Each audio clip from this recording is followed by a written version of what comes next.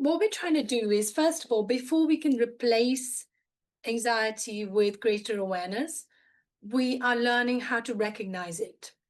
And we're learning how to be compassionate with ourselves, as in not trying to immediately push it away. Because, we established at the start of this session that anxiety is like an anxious, overprotective, well-meaning parent, or even some other figure in your life who kind of looks out for you, who's trying to keep you safe.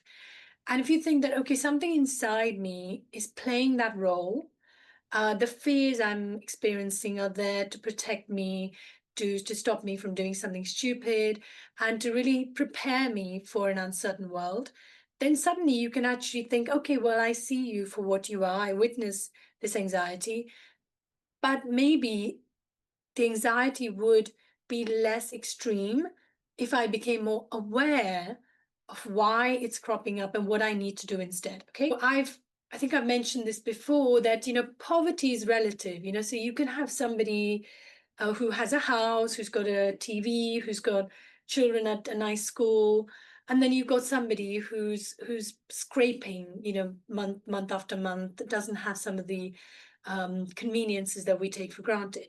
So poverty is relative. However, the anxiety that comes with whatever your life circumstances is very real. And it doesn't matter whether you've got a lot of money or you've got no money. In fact, when you have a lot of money, there's more reasons to be anxious, because then you're going to worry about losing all that money, the social status that you lose if you lose your house or you lose your job.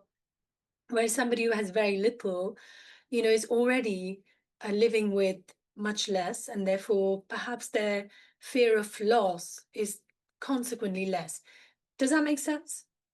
So I think what I'm trying to say is that first of all, we're going to take any judgment out of how we're feeling anxious or how someone else is feeling anxious about their money, because really there's no hierarchy for pain. And then I'd like you to think about your own specific circumstances. And if you are experiencing anxiety, to think about it in three clear, separate buckets. The first one is your current circumstances, what your life looks like today. Are you in a job that you don't really enjoy, and you're beginning to sense that, oof, I don't know if I'm going to be in this job for much longer because, the business is not doing very well, or maybe there's some redundancies, rumors of redundancies. And so you have these anxieties that are coming out of your current situation. So let's go through those one by one. So it could be that your current circumstances are leading you to think about, well, where's my income going to come from if I lose my job? And consequently, well, how am I going to afford to pay for all these things that I've been paying? This mortgage, these other expenses, the things that my family's got used to, and now I can't possibly go and say to them, well, we can't have that. Or it could just be that the inflow bit is all fine, there's nothing to worry about.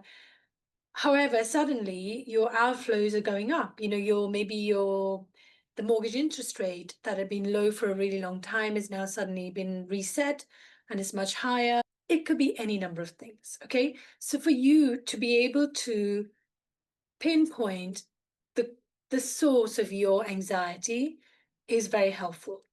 And then the third bit is kind of, I don't know how many of you are familiar with sort of, accounting terms. So I would say the inflow outflow is almost like a cash flow thing. So if you look at a company's, annual report, they have a P&L statement, they have a cash flow statement, and they have a balance sheet.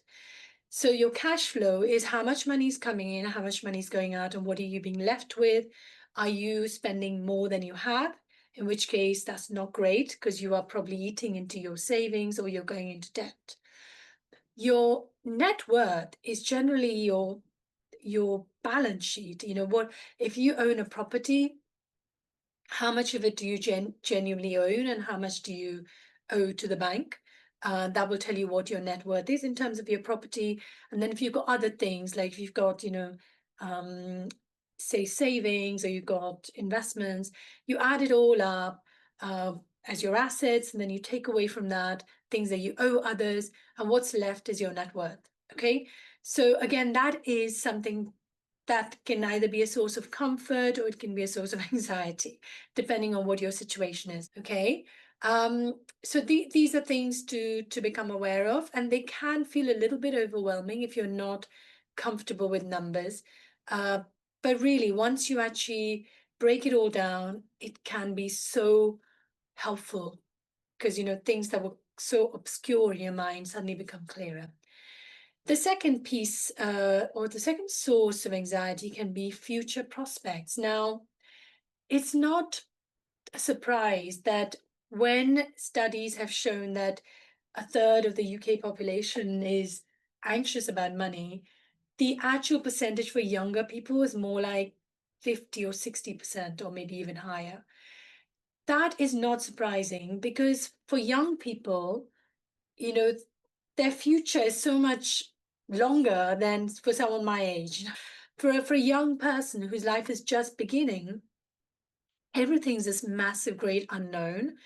And a lot of it is going to rely on how much money they have. Am I going to be able to own my own home? Am I going to actually have enough money to have the wedding I want?